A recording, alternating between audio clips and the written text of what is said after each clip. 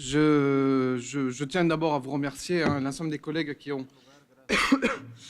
participé à l'élaboration de ce rapport, qui est un rapport important, comme beaucoup de ce que nous traitons ici, mais qui est un rapport qui, bien évidemment, concerne la première politique communautaire, qui est donc la politique agricole.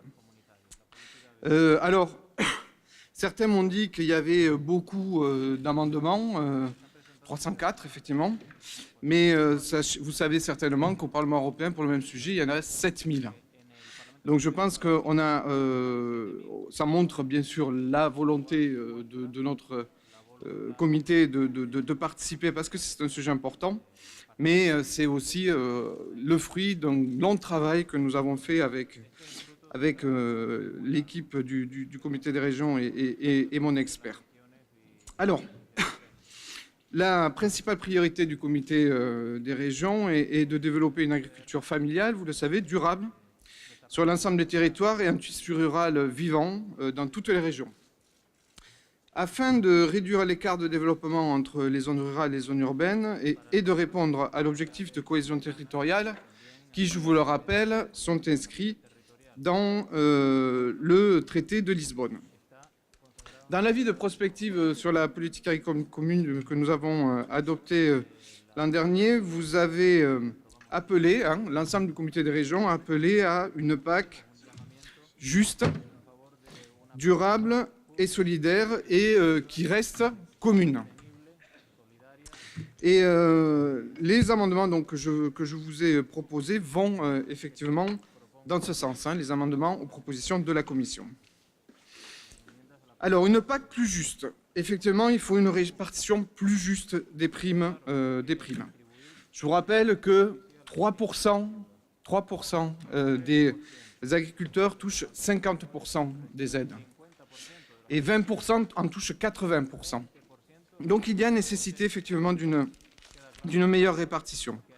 Et donc, effectivement, dans le rapport, on parle de convergence externe et interne, on parle d'un vrai plafonnement des primes, on parle de paiement redistributif renforcé, c'est-à-dire une prime plus élevée aux premiers hectares. C'est l'outil de redistribution le plus efficace. On parle d'un bonus aux jeunes agriculteurs obligatoire pour les États membres. On parle aussi d'une aide aux petites exploitations obligatoire pour les États membres. C'est elles, ces petites exploitations, qui font vivre les territoires en créant des emplois. Nous voulons une PAC plus durable, qui répond effectivement aux défis environnementaux et climatiques.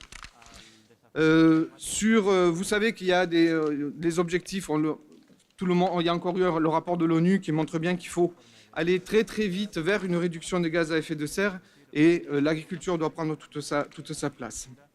Donc, je vous demande d'appuyer plus particulièrement la rotation annuelle des cultures, intégrée à la conditionnalité, des éco-dispositifs bien dotés qui récompensent les pratiques agricoles allant au-delà des règles de conditionnalité, une augmentation significative de la culture bio, une réduction progressive des pesticides et des engrais de synthèse, le rétablissement de zones d'intérêt écologique pour favoriser la biodiversité, l'abandon de l'élevage en cage.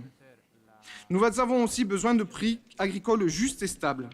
Comme nous l'avons adopté dans le dernier avis, l'an dernier, la régulation du marché vaut mieux que les assurances revenus et coûteuses, beaucoup moins chères.